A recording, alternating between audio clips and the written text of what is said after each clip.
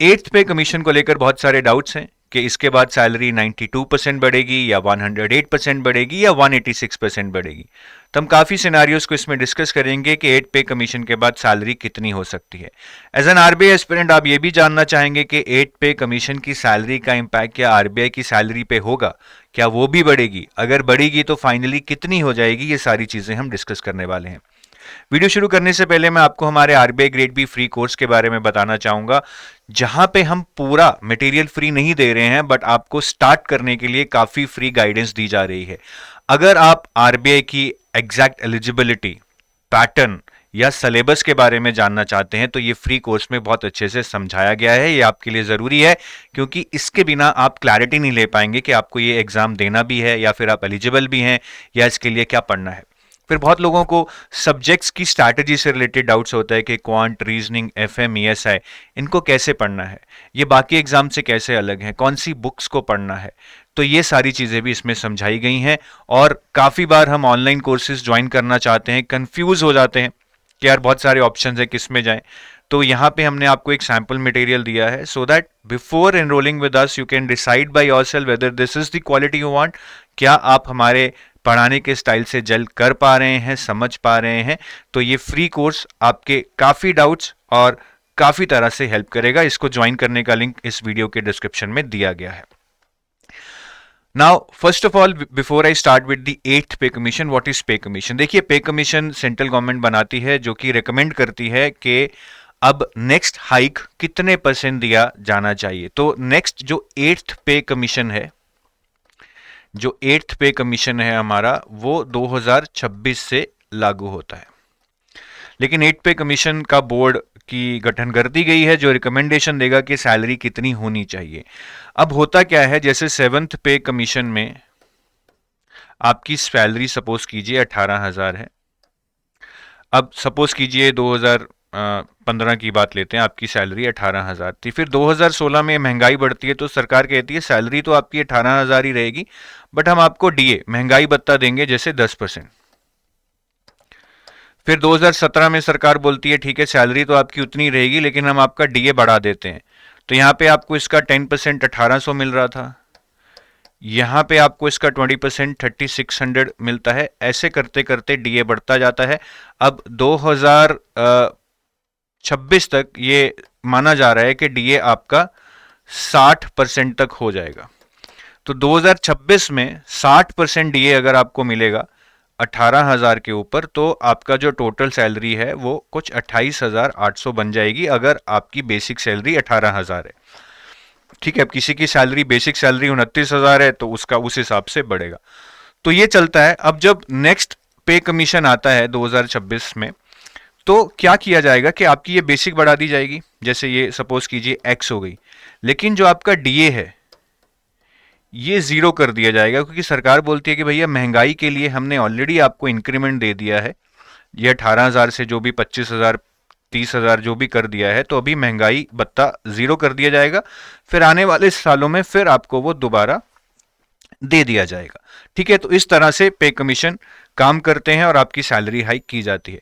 अब eighth pay commission में कितना सैलरी हाइक हो सकता है, देखिए मैं एक सिनेरियो लेता हूं कि आपकी बेसिक पे 18,000 है, अब वो 29,000 भी हो सकती है, उसके ऊपर भी हो सकती है, depending upon the grade you are working upon. तो अगर आपकी सेवंथ पे कमीशन में बेसिक पे 18,000 है और 2026 में जो आपका डीए है वो 60% हो जाएगा तो आपकी टोटल सैलरी 28,800 बनेगी। अब एट्थ पे कमीशन में जो सैलरी इंक्रीज होगा वो एक फिटमेंट फैक्टर के बेस पे होता है। फिटमेंट फैक्टर क्या होता है कि ये फिटमेंट फैक्टर डिसाइड करता है कि आपको कितना सैलरी हाइक दिया जाएगा। अगर फिटमेंट फैक्टर 1.92 है, इसका मतलब आपकी जो 18,000 की बेसिक है आप उसको 1.92 से मल्टीप्लाई करेंगे और वो 34560 हो जाएगी। लेकिन साथ ही में आपका डीए 0% हो जाएगा तो आपकी टोटल सैलरी 34,560 हो जाएगी। अगर फिटमेंट फैक्टर कहा जा रहा है 2.07 भी हो सकता है तो आपकी 18,000 की बेसिक सैलरी इंटू 2.07 37,260 हो जाएगी, लेकिन डीए 0% हो जाएगा तो आपकी सैलरी 37,260 हो जाएगी। I am just giving an idea. अब हो सकता है कि डीए शायद 0% नहीं, शायद 2% 5% कर दिया जाए। ठीक है, इस तरह से बहुत सारे फिटमेंट फैक्टर्स बताए जा रहे हैं। 2.28 भी बोला जा रहा है, कोई लोग 2.86 भी बोल रहे हैं। Well that will depend on the recommendations कि क्या आती हैं और फाइनली वो फिटमेंट फैक्टर लगाया जाएगा। But the point two understand is कि अगर फिटमेंट फैक्टर सपोज कीजिए 2.07 है, अब काफी लोग यहां से सोच रहे हैं कि अगर मेरी सैलरी 100 रुपए है तो उसको मैं 2.07 से मल्टीप्लाई करूंगा, मेरी सैलरी 207 मतलब डबल हो जाएगी। नहीं, ऐसा नहीं होगा, क्योंकि जो आपका फिटमेंट फैक्टर है वो आपके बेसिक पे लगाया जाएगा सबसे पहले, और आपकी डीए को भी कम कर दिया जाएगा। तो जो ओवरऑल इंक्रीमेंट है वो 2.07 पे या 1.92 पे डबल नहीं होगा। जैसे कि यहाँ पे 28,800 से आपकी सैलरी की गई है 34,560, which is the increment of around 20%। और अगर मैं 28,800 से आपकी सैलरी करूं 37,260, this will be an increment of around 30%। Generally इसी रेंज में रहता है, 15% भी हो सकता है, बट 30% से ऊपर बहुत रेयर चांसेस रहते हैं। तो इस तरह से आपका पे कमीशन काम करता है और 8 पे कमीशन में 20 या 30% इंक्रीमेंट की पॉसिबिलिटी रहेगी। अब इसका क्या आरबीआई पे इंपैक्ट होगा? सबसे पहले हमें समझना होगा कि आरबीआई में जो वेज रिवीजन है क्या वो पे कमीशन से चलती है? The answer is no. ठीक है, इनका एक अलग वेज रिवीजन बोर्ड है, आप मान लीजिए, जो इनका वेज रिवीजन डिसाइड करता है। जनरली पहले बैंक्स का वेज रिवीजन होता है, जैसे कि एसबीआई, पीएनबी, ठीक है, और उसके बाद आरबीआई का होता है। तो इनका बैंक्स और आरबीआई का वेज रिवीजन का सेंट्रल कमीशन पे कमीशन से कोई रिलेशन नहीं है। बट अगर पे कमीशन देखिए 30% हाइक देता है तो बैंक्स भी नेगोशिएट करेंगे, जो उनका एसोसिएशन है, कि भैया हमें भी 30% लोगों की पे कमीशन ने तो 30% दिया, इनफैक्ट हमें उससे ज़्यादा दो। तो कहीं ना कहीं ये नीचे आएगा, बैंक्स और आरबीआई के भी हाइक्स में इसी के बेसिस पे डिस्कशन होगा। बट इसका एक अलग प्रोसेस है, ये उससे ड्राइव नहीं होता है ऑन पेपर। तो बैंक्स ने सपोज कीजिए जो भी वेज रिवीजन नेगोशिएट किया वो इंप्लीमेंट किया जाएगा, और आरबीआई जनरली अगर banks X% veg revision negotiate करते हैं, आरबीआई विल ट्राई के यार वो X+2% वेज रिवीजन पे काम करें। ठीक है, तो ये जनरली प्रोसेस रहता है। और आरबीआई का जो वेज रिवीजन है वो 17 में हुआ था, फिर 22 में होना था, ये अभी तक नहीं हुआ। इनफैक्ट जो 17 वाला वेज रिवीजन था वो 2022 में जाके हुआ था, मतलब 5 साल डिले के साथ हुआ था। जब 2022 में वेज रिवीजन हुआ तो ये 5 साल जो हुआ नहीं था, लेट हुआ था, ये उनको सैलरी एज अरियर्स दी गई थी। ठीक है, मतलब ये ऐसा नहीं है कि वेज रिवीजन लेट हुई तो वो आपके पैसे मारे गए, वो आपको बकाया के रूप में दिए जाते हैं। अब जो 22 वाला वेज रिवीजन था वो पेंडिंग है, एक्सपेक्टिंग के शायद वो 25 या 26 ईयर एंड तक हो जाए। और इसके वेज रिवीजन के होने से कितनी सैलरी बढ़ पाएगी, तो मैं एक थोड़ा सा आपको एग्जांपल दे देता हूं। ठीक है, ये स्लाइड मैंने यहां गलत लगा दी है थोड़ी, हम इसको मिटा देते हैं। तो जो आपका वेज रिवीजन है वो जो हो सकता है, तो यहाँ पे देखिए ये आपकी बेसिक पे है, ये आपका डीए है और ये कुछ अलाउंसेस हैं। मैं इसमें से एचआरए को निकाल दूंगा। ठीक है, ये आरबीआई की टोटल सैलरी नहीं है 2,18,000 पे, इसके अलावा भी कुछ अलाउंसेस हैं, बट इन्हीं पे आपका वेज रिवीजन लगेगा। तो अगर मैं एचआरए निकाल दूं, your approximate salary would be around 1.5 lakhs।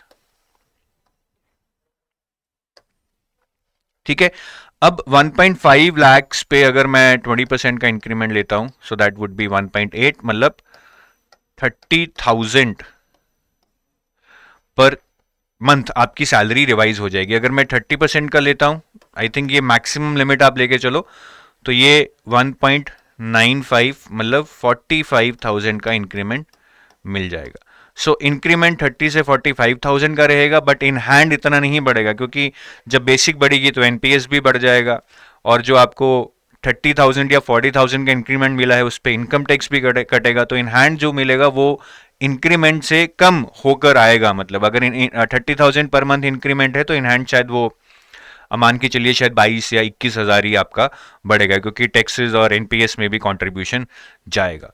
तो ये एक कहानी है जो आपको समझनी होगी। डायरेक्टली सेंट्रल पे कमीशन का आरबीआई पे कोई इम्पैक्ट नहीं है, बट इनडायरेक्टली साइकोलॉजिकली कहीं ना कहीं इम्पैक्ट आएगा।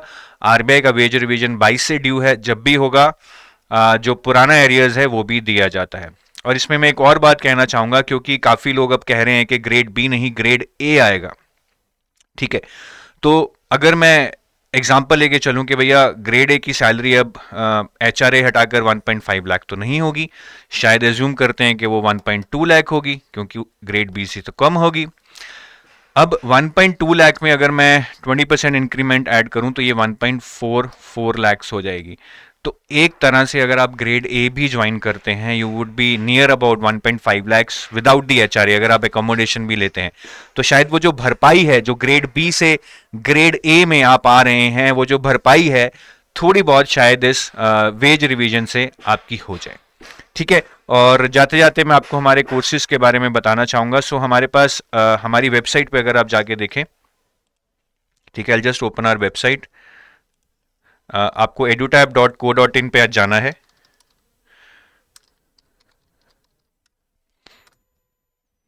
ठीक है, इनफैक्ट आप edutab.in पे भी जा सकते हैं, कोर्सेज में जाएंगे, RBI ग्रेड बी कोर्सेज। यहाँ पे you will be able to see all our courses. So in case you are planning to enroll into any of the RBI grade B course, और ये ग्रेड ए के लिए भी valid रहेगा।